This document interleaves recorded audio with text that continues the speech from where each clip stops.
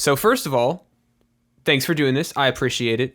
And I guess getting right into things, just to kick things off. You're a producer and you've produced a lot of beats for a lot of people over the past couple years. How long have you been producing, and what initially got you into it? Oh man, I started in 2018 when I was 18 years old, and I don't know. I had always been like really driven by music as a kid, and I mean, most people enjoy it growing up, but obviously I was really connected to it growing up, and I never really got to explore how I felt about it or or really what I wanted to do with it up until I was 18, because I don't know, I'd heard about it a little bit. So I decided to buy FL Studio, and I don't know, just from there I just kind of got lost in it. It was just became a hobby. It was like, I don't know, it was just a burning passion after my whole day was said and done. Yeah, it's interesting to hear a origin story for somebody where they start out buying FL. Yeah. I feel like I've heard of a lot of origin stories where FL was cracked.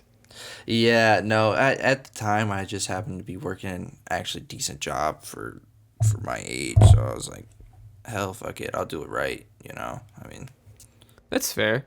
And you mentioned that kind of like the interest started when you were younger, and maybe you just didn't have the means to pursue it until you were a bit older. What were like some like super early like inspirations or influences that kind of got you into music? Like somebody you were listening to, or maybe even just like some genres that you were like, yeah, like this makes me want to create something of my own. see, I don't know, it wasn't even really people or genres or anything. It was more of just what it did for me. Like, I just enjoyed where it would take me, or, just in a general sense. Like, obviously there were some more inspirational people. Like, I love Pink Floyd growing up and stuff like that. But, like, for the most part, it's just like, it was just where the music took me, where it got me out of. Oh, okay, okay. So it was like starting out, and it was just like purely like an emotional like catharsis or release, rather than I want to imitate this song that I like. Yeah, exactly. Exactly. Like, I don't know. I never really looked towards any particular person. I just kind of, how do I want to explain this? I just wanted to share the same experience that I was getting. Oh, okay, okay, okay. That's fair. Um, and I would say over the years you've developed a pretty eclectic style. And of course, maybe that is due in part with maybe who you are working with at the time. But like, what has your creative process been like when like approaching a beat? Like, what do you look for or look to get out of tonally or like sonically from a beat you're producing? That's a good question. Thank you. Honestly, I just at least like some of my first couple beats, it just started with like I just kind of had like a random burning melody in my head. I'm not really sure where it came from. It might have been something I'd already heard before, and the brain was trying to recycle, or it maybe I just came up with it. But regardless, like, it was just that, and I kind of wanted to put that pen to paper per se, and obviously the rest of the music, that followed with that melody or whatever came with it. And then obviously after that, it just kind of became fun. It kind of became habit. So I just rinsed and repeat and turned into a monster. Yeah, I mean, do you have any like background with instruments, or was your musical experience did that originate in like a FL? It's very limited. I like occasionally play like my friend's piano and stuff like that. Like just little corny stuff. Like, you learn like a couple songs, and like growing up and stuff like Yeah. that. But that's it. Like, I never really evolved past that. And I owned a guitar for a little bit in high school, but I didn't get very far with I that feel like either. I feel like a lot of high school boys went through the acoustic guitar phase for sure. Actually, it was electric. I went straight for a Nice. seven Okay. string for a 7 string guitar.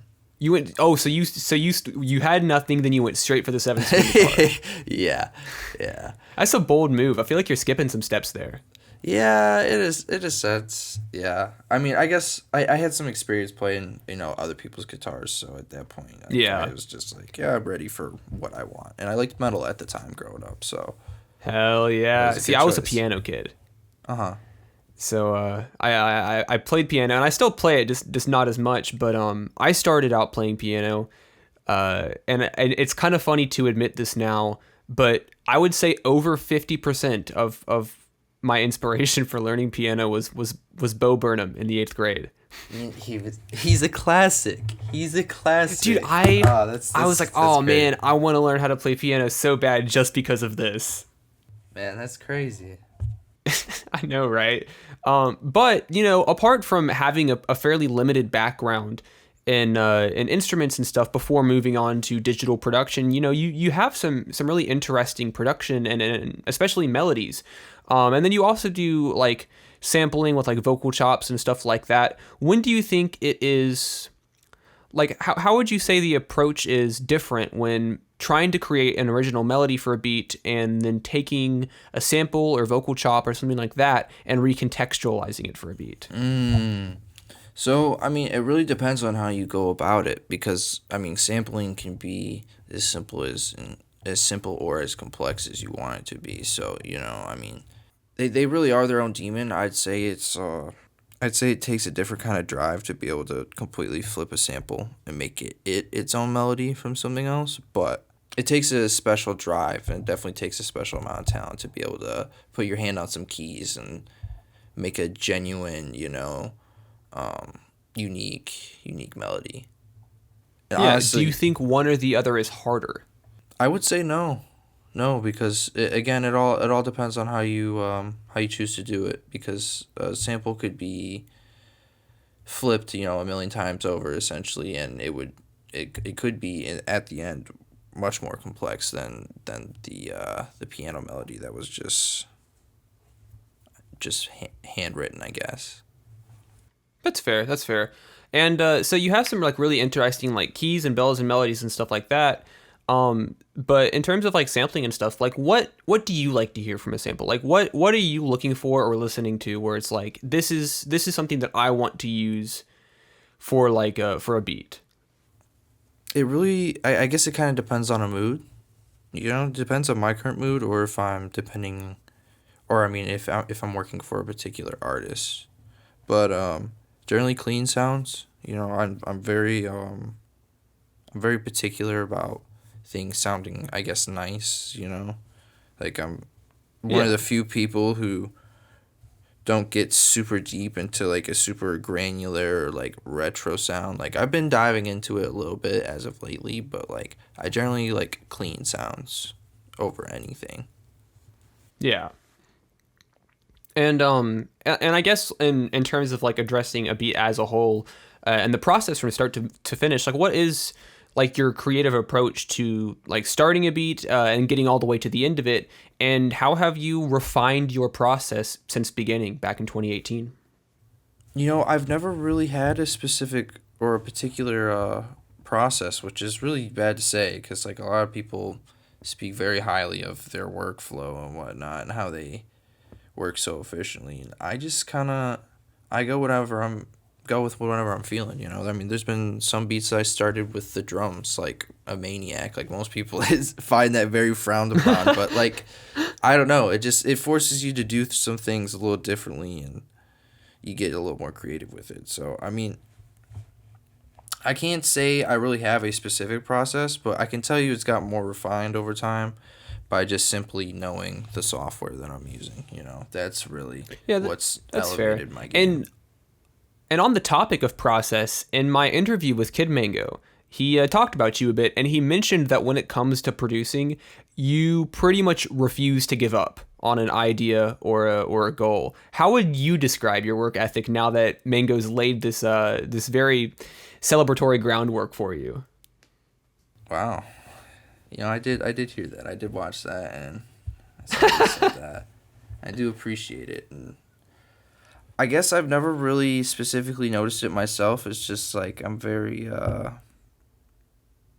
always been very particular about getting something I've started done, or I would say that I'm I don't want to speak highly of myself because I really hate doing it. It makes me like legitimately physically cringe. But I Hey, would listen, this interview's about you.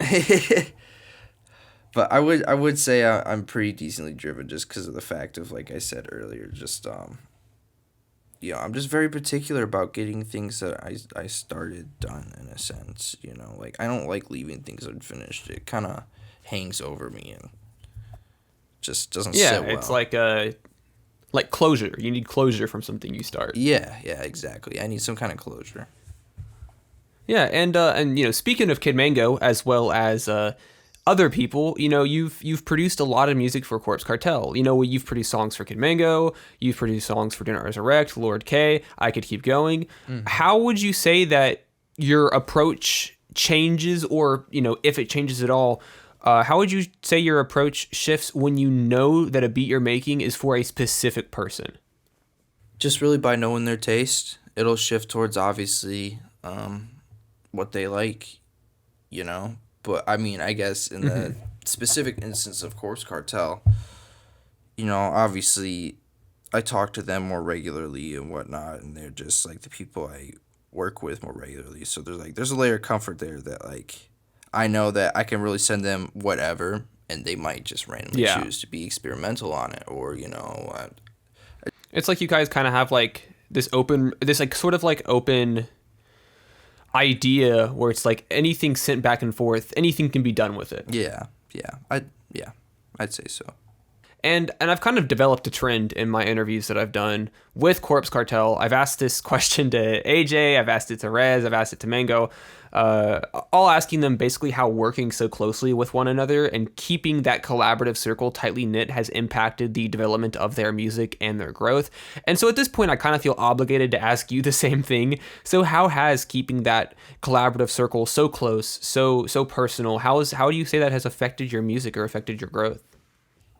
It's definitely positive. It's not as much as you think it would be from like peer to peer. Like for example, like obviously people see the massive growth that Do Not Resurrect has had, and like it doesn't like spread as much as you think it would be, that kind of popularity and whatnot. But I think it's kind of a good thing because it keeps that stuff out of the way, though. We're able to keep ourselves more emotionally close rather than like statistically close, if that makes sense. With the stalemate of the numerical side, like I said, I feel like it like almost puts a wall between the two, and it makes it easier for us to stay more tightly bonded and grow together. So I had a question. As I respect you. I did my research, and you have quite a number of posts, like multiple posts about people and your grievances towards people that have no idea how to treat a recording space. Oh my God. As somebody, as somebody who also does not know how, what are Rose's tips and tricks for sound treating a room? Easiest one. All you have to do is hang some fucking blankets on the wall. You hang some blankets on the wall, and it will treat your room. That's all you have to do. I know everyone's got an extra comforter or two sitting in their closet, and they could hang it in their room, and the recordings would sound 10 times better. 10 times better. How do you feel about the foam squares? Oh, those are great too. It's just that's expensive, and I understand why people don't want to do that. That's perfectly fine. I get that. But my rant comes from the fact of that you can literally hang blankets on the wall, and it does the same thing. All right, so I have a recording space where I record in the corner of two drywall walls, and behind me is an open closet. How do you think that holds up? I don't think I really want to talk about it.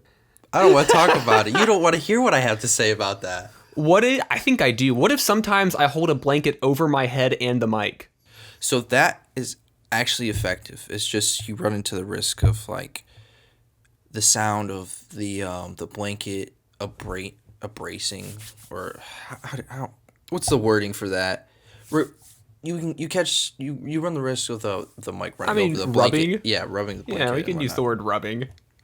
Listen, man. Yeah, I have found that it makes my audio recordings very deep.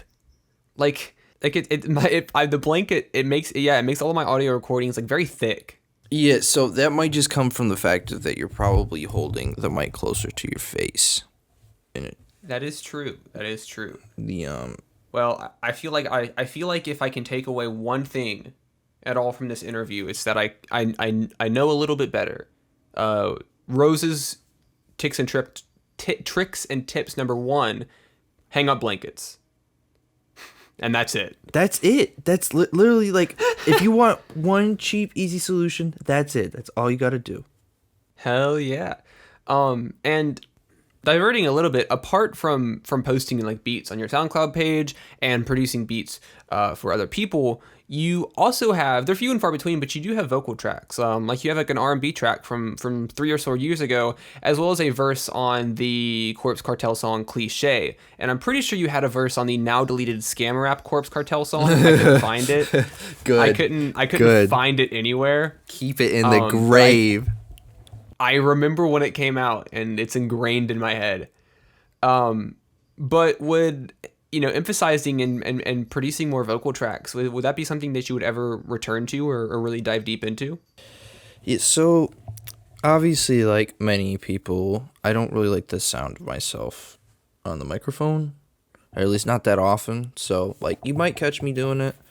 I might release a little something of myself every now and then, but it's not something I intend to pursue regularly, just because That's fair. I have a hard time developing myself. It might change one day, but as of right now, it's not something I intend to pursue. Diverting away from music a bit, or I guess not a bit, pretty much entirely. To end things out, you recently became a father for the first time, actually. Generally, how has that experience been? I've never had a kid. I don't know what it's like. It it hasn't been too bad. I mean, I've gotten pretty lucky. Everything amongst like, the later parts of the baby process were rather smooth. So like, we as a family had gotten really lucky, and things have just been really easy. On top of the fact that my daughter's just like, in general, just a really good baby. She's pretty quiet most of the time. She obviously has her fuss in here to eat, but otherwise she just sleeps. I mean, she's cool. It's been a really nice experience, honestly. Yeah, I have heard that that essentially newborn babies, like, most of what they do is sleep. Yeah, and I mean, I hear that some people also have like some issues where they don't do that, then they are really fussy after the fact. But like, I mean, I've gotten lucky. Everything's been run of the mill.